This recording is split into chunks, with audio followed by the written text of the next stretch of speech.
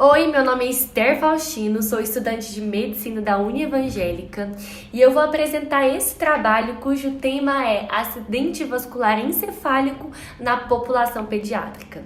Esses são os participantes do trabalho e o nosso orientador é o Dr. Igor, que é cirurgião vascular. Então, começando o nosso trabalho, como introdução nós temos que o acidente vascular encefálico, ou AVE, é uma das principais causas de morte e incapacidade, não só no Brasil, mas em todo o mundo. E a porcentagem aumenta com o aumento da idade. Então a gente vê muito mais casos de AVE em adultos, idosos, com o passar da idade. O AVE acontece pela interrupção do fluxo sanguíneo para os tecidos, para o tecido cerebral.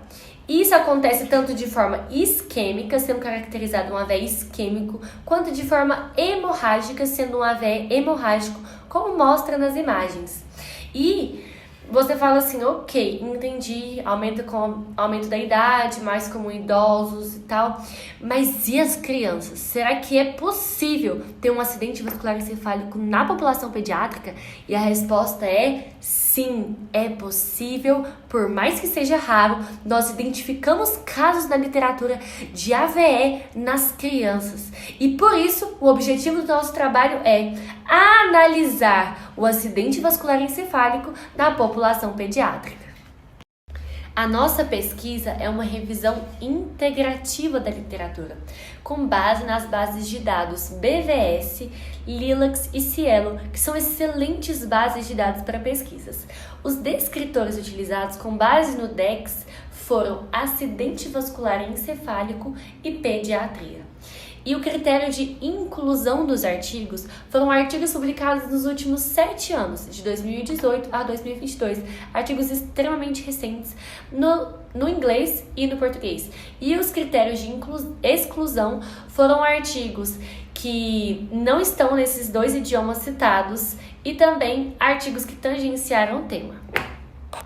De acordo com a nossa pesquisa, podemos perceber que o acidente vascular encefálico não só existe na população pediátrica, como tem aumentado a sua incidência ao longo dos anos. E por ser algo raro, acaba se tornando de difícil diagnóstico, sendo muitas vezes ou não diagnosticado ou diagnosticado erroneamente, porque convenhamos, é muito mais comum nós vermos outras patologias nas crianças do que um AVE.